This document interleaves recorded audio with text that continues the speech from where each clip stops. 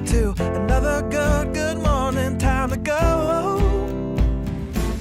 Oh, we are all looking for adventure. We are all looking for adventure.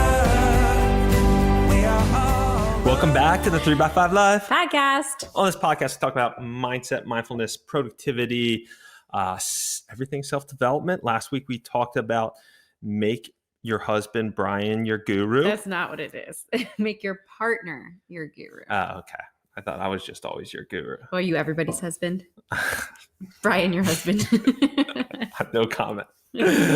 So I kind of like lists. When I see like top 10 lists, I think they're fun. And Jessie is a big fan of Joshua Becker and his work at Becoming Minimalist, which is a blog and a Netflix documentary. They have a podcast, I believe. I think they do as well. So his newsletter hit my inbox, and it was 100 simple ways to immediately improve your life. So I was like, you know what would be fun if we did a podcast where we both pick our top 5 and then we don't share them, and we share them on the podcast live, and we see if there's any crossover and kind of see, you know, what spoke to us. Now, there was stuff on there like meditate and things like that. We tried to make this more, not just a traditional one that you would see.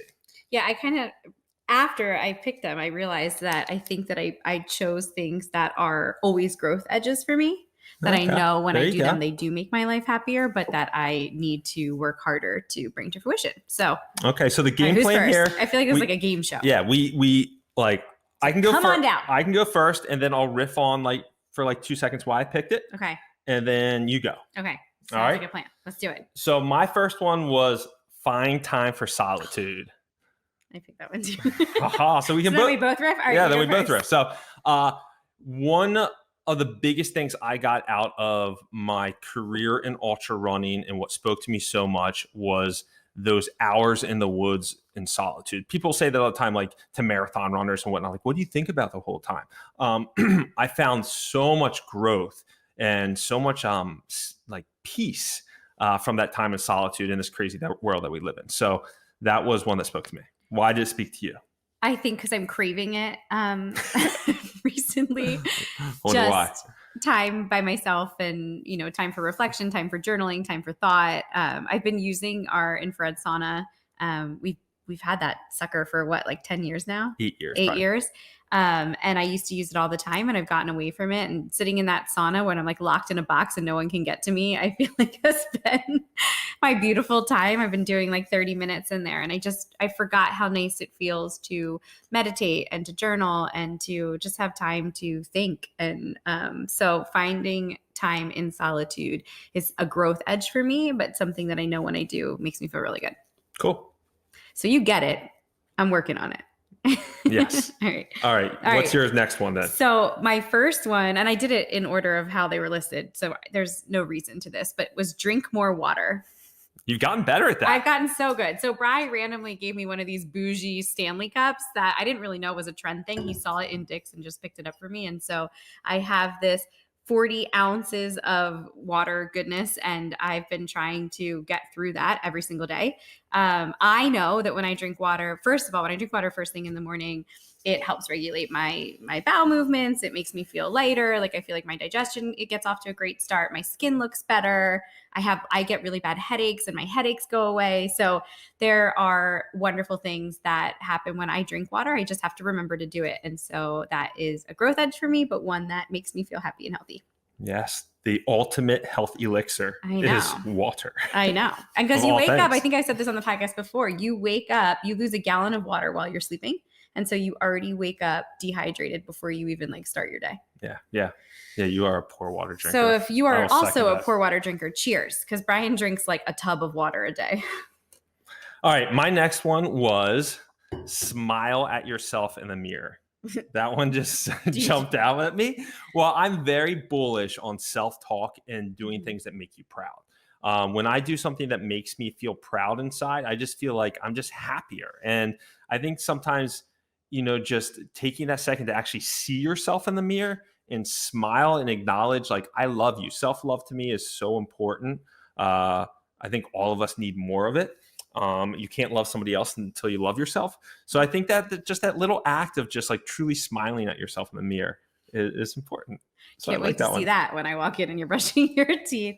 But I do that. I try to do that. I try to compliment something about myself physically every morning when I'm getting ready. I feel like that's the only time we're really staring in the mirror is when you're like blow drying your hair or doing something. And so it's easy to look at flaws at that time, but that's a perfect example of a time for you to like double down on the things that you do love about yourself. And if you can focus your attention on that, I feel like it definitely, I don't know, feels a lot better than if you're like, oh, look at that blemish, or I can't believe I have a wrinkle here. Like instead of focusing on those things.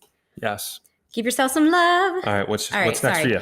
I put watch the sunset. Oh, which is funny because I think I've told you also on this podcast that my biggest strength when I did a strength assessment was appreciation of beauty. yes. And when we are in Florida, I think we pretty much hit the sunset or see the sunset every single day when we're down there. So for 6 weeks, we had these magnificent purples and oranges and, you know, brightly colored skies with our kids, either on the beach or out back. And I just feel like it's that wonder, that awe, that sense of peace, and just that overwhelming sense of calm.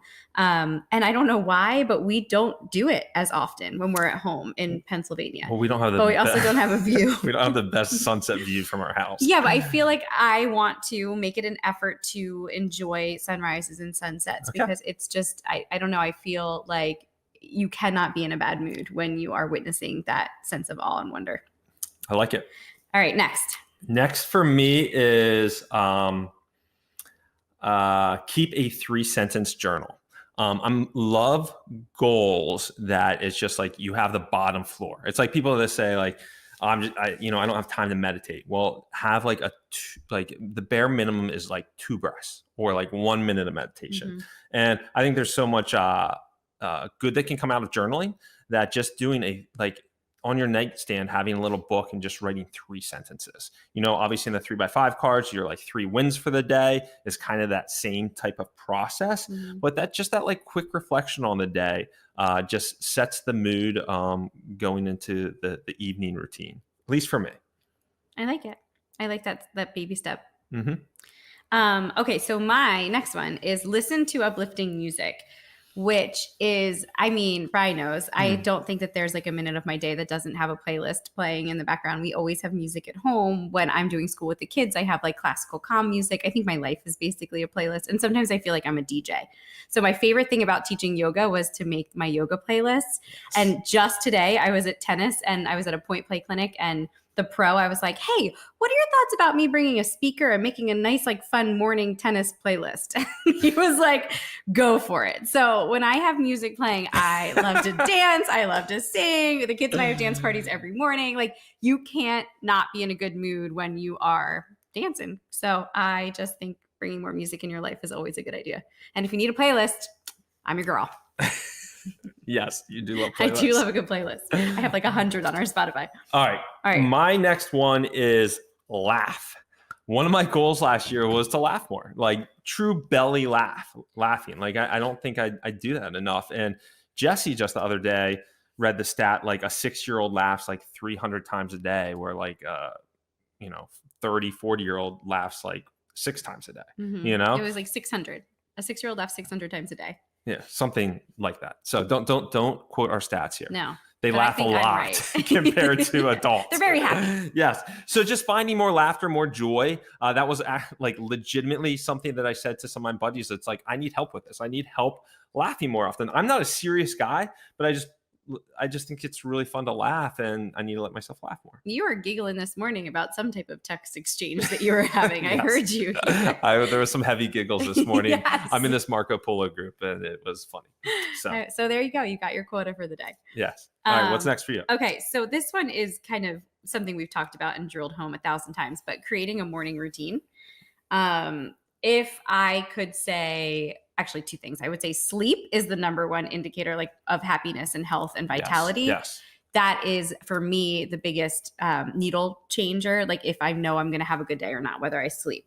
But I think that starts with your morning routine, which doesn't make sense. But like setting your day up in the morning sets the tone for the rest of the day. When I move my body in the morning and I do my meditation and I drink my water and I drink my athletic greens and I do all these things that I know are putting into my energy tank, then at the end of the day, I'm able to sleep better and I just have, more energy and just feel better.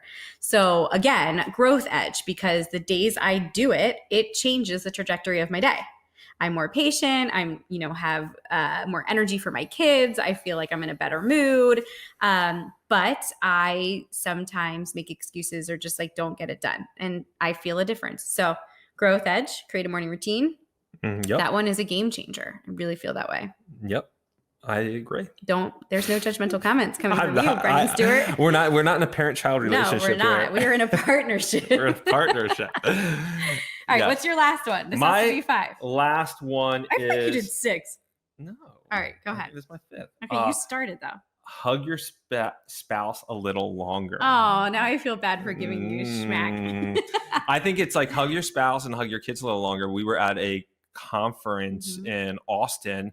And was it Preston Smiles talking about that? I think so. Yeah. Yeah. He was like one of the speakers there, and he was talking about like I don't want to use the word, the biological impact of like benefits. Like for like 30-second hugs. Yes. And how important those are, and like the energies that are exchanged when you have a longer, more endearing hug. And your heart rates will start to match each other and you just become like more in sync. Like biologically you become in sync, but then it like creates this, sorry, I hijacked your last one. No. Well, I mean, so we had to had this hugging exercise there where there was like 30 people on one side of the room, 30 people on the other side of the room. The other side had their eyes closed and you just found somebody and hugged them. And there's a lot of dudes in the room. So you're just like, which is fine. Like, so I'm just like hugging another guy for like 10 minutes. It was like a good 10. Yeah, it was 10 minutes. I mean, my legs were getting weak. Like, it was a process. We don't hug for 10 minutes, but we have been trying in the mornings to hug for long enough that we like, and it's funny because when we first started doing it, it's a little awkward to just like stand in your kitchen and hug for that period Jessie of time. Jessie always tries to back away before me. That's not true. But eject. we both started noticing that like after a good 10, 15 seconds, we would take this big deep breath and just be like, and then like settle in. But before that, your body's like tense and you don't feel like you're actually settling into the hug. So we challenge you to give yourselves and your, spouse or someone who you love or care about, your kid, it doesn't matter, any relationship. Just try to hold that hug a little longer and don't press the eject button. All right, your last one. No, that's what I'm saying. I'm done. You're done? Yeah, that's why you did 6. Guys, fact check. I think you did 6. But the last one was good and it was about me. So yeah, I feel exactly. It was a so great one. We'll put a link to this list in the show notes. So you guys can check it out and pick your 5 that speak to you, or it was just fun to kind of like read through. Anything that can make this can be our April goal, is to take these 5 things and try to focus our attention on them. All right, let's do it. I'm in. All right, guys. Until next pod, have a fantastic week. Take care. We'll see you soon. All right, bye. We are all loved.